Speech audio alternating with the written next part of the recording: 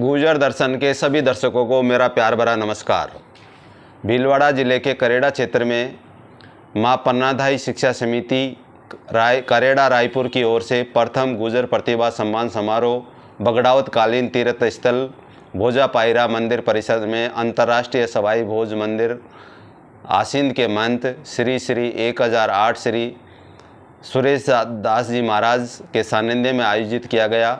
समारोह में सत्र 2021-22 की 10वीं एवं 12वीं बोर्ड परीक्षाओं में उत्तीर्ण रहे छात्राओं, खिलाड़ियों एवं राजकीय सेवाओं में नियुक्ति पाने वाले लोगों को सम्मानित किया गया। समारोह के विशेष अतिथि स्थानीय लाडले एवं हिमाचल प्रदेश कैडर सेवा के IAS अधिकारी महेंद्र पाल गुर्जर ने समाज की प्रतिभाओं को सफलता के मूल मंत्र दिए। आपको बता दें कि महेंद्र पाल गुर्जर इसी उपखंड क्षेत्र के ज्ञानगढ़ के निवासी हैं और वे वर्तमान में हिमाचल प्रदेश के नालागढ़ में उपखंड अधिकारी के पद पर चयनित हैं। तो आइए सुनते हैं कि महेंद्र पाल गुर्जर ने समाज की प्रतिभाओं को किस प्रकार से संबोधित किया। मुझे इस कार्यक्रम में आमंत्रित किया और मुझे बड़ी खुशी हुई इस कार्यक्रम में आने की। और मैं आप लोगों को बताना चाह रहा हूँ कि IAS बनने के बाद मैंने किसी कोई प्रोग्राम में भाग नहीं लिया। ये मेरा पहला प्रोग्राम है और सिर्फ मैं इसलिए आया हूँ क्योंकि मुझे बताया गया था कि पन्नाधाई समिति में हमारा कोई अध्यक्ष नहीं है, कोई सचिव नहीं है, कोई कोषाध्यक्ष नहीं है। शिक्षा समिति में हम लोग 40 लोग मिलकर आपस में शिक्षा के लिए प्रयास कर रहे हैं और लोगों को मोटिवेट कर रहे हैं। इसलिए ये था तो मैंने अपनी जो छुट्टियां 26 से शुरू होने वाली थी 24 से स्टार्ट करके इस कार्यक्रम में भाग लेने के लिए मेरी खुद की दिल से उत्सुकता हो गई। और यकीन मानिए ये मेरा पहला प्रोग्राम है जो मैंने किसी शिक्षा या मतलब किसी भी क्षेत्र पूरे एरिया के लिए इस एरिया में मेरा पहला प्रोग्राम है जो मैं अटेंड कर रहा हूँ क्योंकि मैंने सिद्धांत अपने आप को राजनीति या किसी भी अन्य प्रकार के कार्यक्रमों से दूर रखा। तो मैं इस समय पन्ना जो सेवा समिति उसके सदस्यों को धन्यवाद देना चाहूंगा कि उन्होंने इतना पावन और पुनीत कार्य जो है अपने हाथों में लिया है। और दूसरा, अपने सिलेक्शन के बाद वो लोगों को भूले नहीं है, लोगों के उत्थान के लिए, समाज के उत्थान के लिए वो लोग कार्य कर रहे हैं। तो ये एक बड़ा ही पुनीत कार्य है, हर कोई नहीं कर सकता। तो मैं उन लोगों को साधुवाद देता हूँ कि इन्होंने ये किया। दूसरा, हमारे बीच में जो एक महान विभूति थी पिछले कुछ दिनों कर्नल बेसला जी, वो हमारे बीच में नहीं रहे। समाज के लिए जो उन्होंने किया, जो समाज में जागृति वो लाए, वो एक अपने आप में इतिहास में दर्ज है। अब उनके निधन के बाद हमारी खुद की जिम्मेदारी है कि हर परिवार में एक कर्नल बेसला हमारे अंदर हो, जो हमारे परिवार को वो दिशा दी, उन्होंने पूरे समाज को दिशा दी। एक अकेले आदमी ने हमारे पूरे समाज को इतनी दिशा दी, क्या एक आदमी एक परिवार को दिशा नहीं दे सकता है? दे सकता है ना। तो हमें अपने हर परिवार में एक आदमी ऐसा रखना होगा जो बेटियों की पढ़ाई के लिए काम करे, फालतू के खर्चे रोके और कर्जा लेकर जो घर फूंक हवन करने की हमारी आदत बनी हुई है, मृत्यु बोझ में हो, अफीम या किसी भी प्रकार के कार्यक्रम में, शादियों में अनावश्यक खर्चे किए, उसको रोके। तो ये एक जो सुधार है वो हमें करना पड़ेगा। दूसरा, आप लोगों ने मुझसे मेरी यात्रा के बारे में पूछा तो मैं मतलब अपने आप को खुशकिस्मत समझता हूँ कि मैं एक अच्छे घर में पैदा हुआ। मेरे पिताजी खुद सरकारी नौकरी में थे, मुझे सब सुख सुविधाएं मिली और उसके बाद मेरा मतलब सिलेक्शन भी हो गया। तो मैं ये मानता हूँ कि जो एक ईश्वर का आशीर्वाद था या नक्षत्रों का सुखद सहयोग था वो मेरे साथ हुआ और मैं IAS बन गया। तो इस बारे में अपन ज़्यादा बात नहीं करेंगे, लेकिन मैं कुछ चीज़ें आप लोगों को बताना चाहता हूँ जो अब तक ट्रेनिंग में या अब तक अपने जीवन में जो मैंने सीखी। जैसे आप लोग सब सोचते होंगे कि सफलता का मंत्र क्या है, तो आप लोग कोई बता सकता है कि आपके हिसाब से सफलता का मूल मंत्र क्या है? कोई कह सकता है कि भाई ये चीज कर लो तो सफल हो ही जाओगे, ऐसा कुछ है क्या? ऐसा होता तो आपको ऐसा नहीं लगता कि सारे IAS के बच्चे सारे IAS बन जाते, सारे बिजनेसमैन के बच्चे सफल बिजनेसमैन ही बन जाते, सारे नेताओं के बच्चे नेता ही हो जाते? ऐसा कोई होता है क्या? क्योंकि ये एक सिंपल सी बात है जो हमें ट्रेनिंग में या बहुत बाद में फील्ड में जाने के बाद पता चली कि सफलता का अपना कोई सेट फॉर्मूला नहीं है कि 2 + 2 किए और 4 आ गए, आपने कुछ चीजें बनी की और आप सफल हो गए। ऐसा कुछ भी नहीं। तो फिर क्या है ये सारा खेल? क्या है? अगर आप इसको देखें तो ये सारा खेल जो है वो गलतियों का है। अगर आप कोशिश करेंगे कि मैं दुनिया का सबसे स्मार्ट आदमी बन जाऊं, सबसे मेहनती बन जाऊं और फिर कुछ भी कर लूं, आप कुछ नहीं कर पाएंगे। जो सारा खेल है वो है गलतियां कम करने। मैं अपने जीवन में भी ये देखता हूँ कि मैं सफल क्यों हुआ, क्योंकि मैंने कोई ऐसा कोई अभूतपूर्व काम नहीं किया, कोई 24-25 घंटे पढ़े ही नहीं, हम भी आप नॉर्मल 8-10 घंटे ही पढ़ते थे। पर एक जीवन में हमारा ध्येय था कि जो गलतियां लोग कर रहे हैं वो गलतियां हमने नहीं करनी। जो दूसरे लोग गलतियां कर रहे हैं उन गलतियों की कीमत हमने दूसरों के उदाहरण से सीखी, खुद करके नहीं देखते। आप अपने बच्चों को और कुछ कराए ना करें, ये जो गलतियां करते हैं युवावस्था में बच्चे, वो रोक दें, आपके बच्चे 90% बच्चों से अलग चले जाएंगे। अब आप सोचेंगे कि ये ऐसा मतलब क्या कहना चाहते हो। एक चीज मैं बताता हूं, आपके बच्चे फोन यूज करते हैं, सबके बच्चे फोन यूज करते होंगे। दिन भर में Instagram, Facebook, WhatsApp, Twitter, YouTube पे वो जाने अनजाने में 4 से 5 घंटे खर्च कर रहे हैं। आपको पता भी नहीं चलता होगा, थोड़ी देर 15 मिनट देखा, 20 मिनट देखा और 4 घंटे दिन के खर्च कर लिए। और अच्छे से अच्छा बच्चा भी 2 घंटे इन पे फालतू में टाइम खर्च कर रहा है। अगर आप अपने बच्चे को ये 2 घंटों भी बचा लेते हो तो महीने के 60 घंटे और 60 घंटे और 12 महीने के 720 घंटे उसको एक्स्ट्रा मिल गए। तो दूसरे बच्चे गलती कर रहे हैं जिसका कोई रिजल्ट नहीं।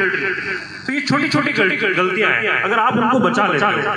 जैसे एक है नशा। आप बच्चों को नशे से रोक दो, आप उसका जीवन का पूरा जो है पैटर्न ही चेंज कर दो। हमारे यहाँ तो इतना नहीं है, लेकिन दूसरे राज्यों में मैंने देखा है कि नशा एक बहुत बड़ी चुनौती। तो ये जो छोटी छोटी गलतियां हैं, अगर आप इनसे अपने बच्चों को बचा लेते हो तो यकीन मानिए आप दूसरे 95% कंपटीशन है उसको आप वैसे ही खत्म कर देते हो।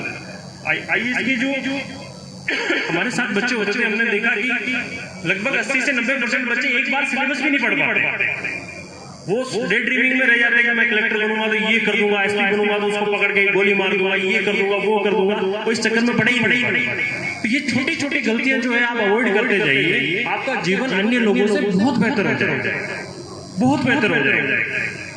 तो ये जो चीजें हैं ये आप अपने बच्चों में लाइए। और एक चीज और अपने बच्चों में आप लोग लाइए, वो ये करिए कि उसको बस एक चीज के लिए थोड़ा प्रेरित कीजिए कि जो तू आज है कल उससे बेहतर कर। 1% की बढ़ पर कल बेहतर कर। जिस जगह पे कुछ जगह है, जब सोए तो उससे अच्छा डेली कुछ ना कुछ सीखता रहे, धीरे धीरे एक जो अपने आप में इंप्रूवमेंट करता रहे। अगर वो करता है तो आपको जो 15-20 साल का जो लॉन्ग रनवे है हमारे पास, बच्चा अगर 15-20 साल बाद कंपटीशन में आएगा तो उस समय धीरे धीरे सुधार करके वो इतना आगे बढ़ जाएगा कि आप कल्पना नहीं कर सकते। आप रातों रात नहीं हो सकते कि एक दिन सुबह उठोगे, रात कहोगे बस आज तो हम तैयार हैं, अब सब कुछ हो जाएगा। ऐसा कुछ नहीं होना। आपने बस यही करना है कि रोज थोड़ा थोड़ा इम्प्रूव करना है, अपने जीवन में गलतियां कम करनी है, दूसरों की गलतियों से सीखना है, सारी गलतियां खुद करके नहीं देखनी। उसके बाद आपका जो जीवन है वो अच्छा हो जाएगा। फिर कुछ चीजों से बच्चों को दूर रखो। जैसे मैं अपना भी उदाहरण देता हूँ, मेरी पत्नी सरपंच थी, लेकिन मैं 5 साल में पंचायत में नहीं गया, मैं पढ़ता था। ये आप अपने बच्चों में भी डालिए कि राजनीति से दूर रहो, राजनीतिक रैलियों से, राजनीतिक डिबेटों से। व्हाट्सएप पे जो ये मैसेजेस आते हैं, जो ये व्हाट्सएप यूनिवर्सिटियां बन गई है, ये IT सेल के जो प्रपंच है, जिसमें पता नहीं ऐसी बातें डिस्कस करते हैं जिनका कोई लेना देना नहीं। आप खुद सोचिए, 2 महीने पहले जो आपने डिस्कशन किया आज वो भूल गए होंगे, क्योंकि आज आपको नया मसाला पकड़ा दिया है। अपने बच्चों को इन सबसे दूर रखो, राजनीतिक कुश्ती है उससे बिल्कुल दूर कर दो। आप बोलो कि आपके 25 साल तक पढ़ाई करेंगे, अपना करियर बनाना है, समाज के लिए टाइम देना है, वो करता रहे, उसके अलावा कुछ नहीं करेगा। आप अगर थोड़ा थोड़ा ऐसा इंप्रूवमेंट भी करोगे, आपके बच्चे बहुत आगे निकल जाएंगे और आपको पता भी नहीं चलेगा। दूसरा, जो मां बनादार शिक्षा समिति है उनसे मेरा निवेदन है कि आपने ये बड़ा एक अच्छा प्रयास किया है। इस क्रम में आप लोग एक हर ग्राम पंचायत मुख्यालय पर एक लाइब्रेरी हो बच्चों के लिए, तो वो बहुत बड़ा मील का पत्थर साबित हो सकता है। ये मैंने हिमाचल में देखा है, वहाँ लाइब्रेरी खोलने के लिए लोग इतने प्रयास करते हैं। हर गांव में एक लाइब्रेरी है, जहाँ पर जो RS का एग्जाम हो गया, IAS का एग्जाम हो गया, SSC का हो गया, बैंक PO का हो गया, ये 4-5 एग्जाम की अच्छी से अच्छी किताबें और अच्छी से अच्छे नोट्स मिल जाते हैं। बच्चों को कहीं जाना नहीं पड़ता। वो आपको पन्नादार शिक्षा समिति को अगला हमारा प्रयास होना चाहिए। इसमें मैं भी आपका सक्रिय सहयोग करूंगा कि हम लोग हर ग्राम पंचायत मुख्यालय पर एक लाइब्रेरी हो, जहाँ पर बच्चों को अच्छी से अच्छी कोचिंग के नोट्स हो और अच्छी से अच्छी स्टैंडर्ड नोट्स, एक कॉपी सबकी हो। ज्यादा बड़ी भी ना हो, लेकिन छोटी लाइब्रेरी जरूर हो। और यही हमारे कर्नल बेसला जी का सपना था कि हर गांव में मंदिर नया बनाओ मत बनाओ, पर एक नई लाइब्रेरी जरूर बनाओ। और हमें भी इस दिशा में आगे बढ़ना चाहिए। फिर एक इन्होंने उनसे पूछा कि बच्चों में जैसे हमारा इंफीरियरिटी कॉम्प्लेक्स आ जाता है कि बच्चे गांव के होते हैं कि हम लोग शहर के बच्चों का अच्छी इंग्लिश बोलने वालों का मुकाबला कैसे करें। मैं तो एक चीज मानता हूँ कि आप लोग मतलब इतने मेहनती किसानों के बच्चे हो, खेत में 12-12, 15-15 घंटे आप लोग काम कर लेते हो, 8 घंटे पढ़ने में क्या जा रहा है? ये चीज आप समझ लो थोड़ी सी कि भाई 8 घंटे 12 घंटे खेत में काम करने से बाद में अच्छा है कि 8 घंटे अभी पढ़ लें। और इतनी मेहनत करने के बाद आप वो एसी के कमरों में बैठने वाले और थोड़ी बहुत अंग्रेजी बोलने वाले बच्चों से आप लोगों को डरने की जरूरत नहीं है। आपके खून में वो जीन्स है कि आप किसी भी विपत्ति का 8-10 साल बरसात में होती है, हमारे पूर्वजों ने 12-12, 15-15 साल बरसात में भी फिर भी अपना जीवन यापन किया, कठिन से कठिन समय निकाला। तो हम लोग ये छोटी छोटी चीजों के लिए क्यों हम सोचे क्या करें, हम किसी भी कोई भी चुनौती आएगी, कोई भी समस्या आएगी, उसका मुकाबला करना। फिर एक ये समझ लोगों ने बोला था 12वीं के बाद क्या करें। देखो एक सिंपल सी आप एक चीज सोचिए, एक आपने काम करना है जीवन में, 2 ही निर्णय महत्वपूर्ण होते हैं, एक आपकी शादी किससे हो और एक आप कौन सी नौकरी करें। तो शादी का तो चलो अभी हम लोग सिचुएशन में है नहीं कि डिसाइड कर सके, पर दूसरा जो सिचुएशन है कि भाई नौकरी कौन सी करें, 12वीं के बाद क्या करें, वही काम करो जो आप सोच सकोगे आप अगले 30 साल कर पाओगे। तो इसलिए अपने रुचि का सब्जेक्ट लो, क्योंकि उसको आपको 5-10 साल पढ़ना है। आपको एक सब्जी 4 दिन के बाद खिलाए तो 5वें दिन आपको खुद गुस्सा आ जाएगा क्या खिला रहा है। तो आप वो सब्जेक्ट आप कैसे पढ़ोगे जो आप दूसरों के बहकाव में आके ले रहे हो या किसी के कहने पे ले रहे हो। वही करो 12वीं के बाद जो आपका मन चाहता है। वो समय अब गया। तो पहले लोग बोलते थे कि यार एक नौकरी लग जाए उसके बाद सपने देख लेना। अब वो समय गया।